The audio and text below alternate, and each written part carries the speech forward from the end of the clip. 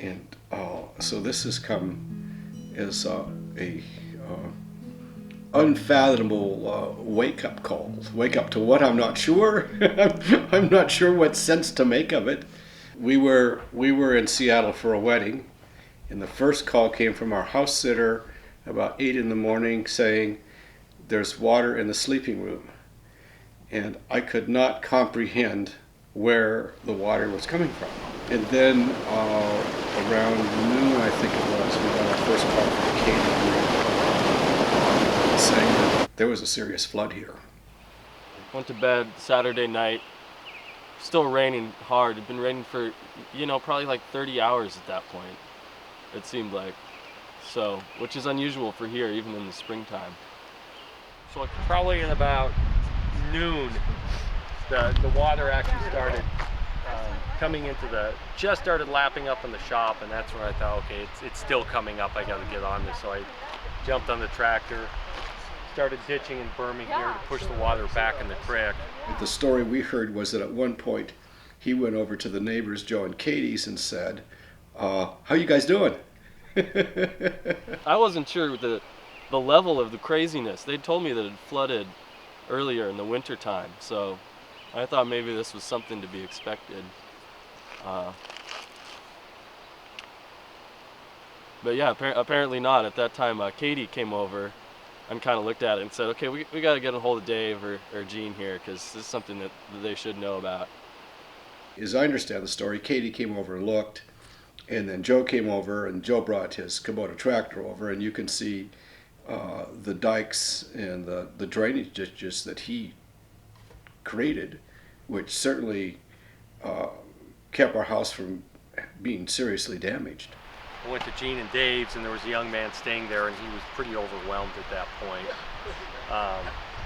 So I started a series of ditches, berms to, again, push the water away from the house back into the creek, and had pretty good luck doing that. But in the process, let's see, I cut the propane line, I cut the power line to the hot tub, and I knew I was going to, because I couldn't see what was down there. It was all mud. By the time we got out here, the road was closed, so we stayed in town with It was just flowing through the whole, from the creek over there, all the way over to there. The whole thing was full of water. They said our house looked like an island. And then the next morning, I came up, and the effects of the flood were still, there was still water running through the front driveway. You can see the cuts there, and there was still water running in those cuts, and water everywhere, and and so then I started, first of all, just looking to see what damage there was. See right here underneath you where the water cut. And began to start the process of cleaning up, and then walking around just to see the extent of the flood. See here, you can see it cut a channel right It took there. me probably a day before I got back to the creek and actually could get back there and see the amount of erosion. And you saw the big cut there where the picnic table used to Land, be. you can see where the bank was over there.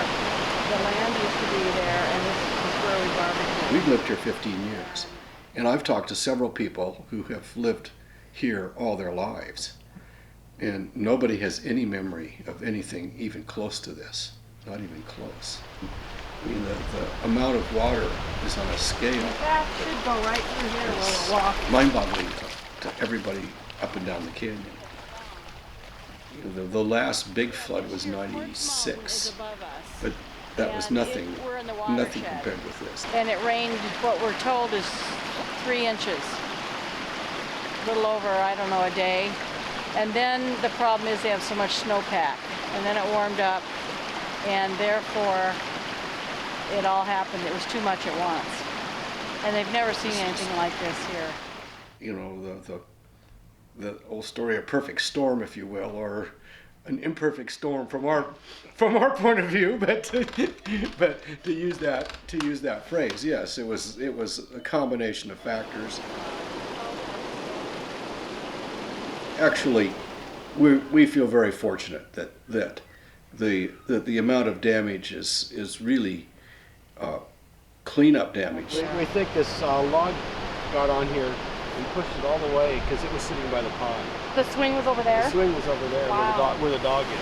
And this railroad tie came from the neighbor's house. We got fairly lucky here. Really lucky there wasn't more damage. Up the road, probably 3.5 miles, the pavement ends, and there's a snow park area where you can park and unload your snowmobiles. Well, apparently that's gone. It's just flat gone. If you go down the road, you can clearly see that there's several houses that got severely flooded, and I understand one got moved off its foundation. I don't know if you saw the Daily Record's pictures in the paper of the flood. There's a set of pictures that they put in there that give you a sense of it. You know, we were fortunate, but there are clearly people who have been affected by this flood in a major way. Yeah, clearly at a whole different scale than we have, and still it's traumatic and dramatic enough for us, just what we've experienced. But I mean, it's a wonderful spot in nature and in the country, and we've enjoyed living up here immensely. You know, we did our homework when we bought this place to make sure we weren't in the floodplain. We were told no problem. You're above floodplain according to these maps that were done in the 70s. So we're all finding those maps were kind of in error. And to be deluged is really something we just did not expect. Yeah, a little excitement. Everything's really green. So for the rest of the summer, we get to do cleanup. My brother left a couple messages and an email saying, "How bad is it?" Yeah. And so I found some pictures. Of the Mississippi floods, and I sent a series of Mississippi flood pictures, and I said to him, "Not as bad as this." I mean, that's a whole different thing than what we're experiencing here, and this is certainly dramatic enough. Right. But it's made me think sensitively about Yeah. what it means to be flooded. You know, there's an emotional element to it Yeah. that is pretty profound. And I know, again, people talk about post-traumatic stress syndrome, and I can see how that happens. Yeah. That even with something as small as this, there is a kind of shock to it. I'll clean up for an hour or do something, and then just kind of stop. And so, okay, I'm still having that level of distraction, I guess is the word. Yeah, it's very distracting. The evidence of which is clearly still here.